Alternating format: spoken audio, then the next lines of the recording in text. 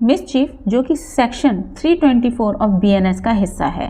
Previously ये section 425 of IPC का हिस्सा था, जिसमें कि कहा गया है कि यदि कोई व्यक्ति जानबूझकर या फिर नोइंगली यानी कि इंटेंशनली और नोइंगली किसी दूसरे पर्सन की प्रॉपर्टी को डैमेज करता है, जिससे कि उसकी प्रॉपर्टी की यूटिलिटी या वैल्यू कम हो जाए, या फिर किसी दूसरे व्यक्ति को इंटेंशनली रॉन्गफुल लॉस पहुंचाता है, तो ये मिसचीफ में आता है, जिसमें कि कुछ इंग्रेडिएंट्स उसके डिस्कस किए गए हैं। मिसचीफ के इंग्रेडिएंट्स में सबसे पहला आता है इंटेंशन एंड नॉलेज।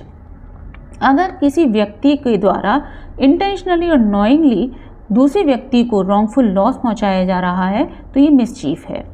दूसरा इंग्रेडिएंट है डैमेज ऑफ प्रॉपर्टी, जिसमें कि मूवेबल और इमूवेबल प्रॉपर्टी, चाहे वो डिस्ट्रक्शन थोड़ा हो या ज़्यादा हो, या फिर उसकी प्रॉपर्टी की वैल्यू या यूटिलिटी को कम करता है, तो यहाँ पे डैमेज ऑफ प्रॉपर्टी में आता है। तीसरा जो इंग्रेडिएंट है वो है रॉन्गफुल लॉस, चाहे वो रॉन्गफुल लॉस इकोनॉमिक हो या फिर लॉस ऑफ एंजॉयमेंट हो, यहाँ पर वो मिसचीफ में शामिल है। और फोर्थ इंग्रेडिएंट है यदि प्रॉपर्टी एक्यूज की ही हो लेकिन उससे नुकसान किसी दूसरे व्यक्ति को होता है, तो ये भी मिसचीफ में ही आएगा।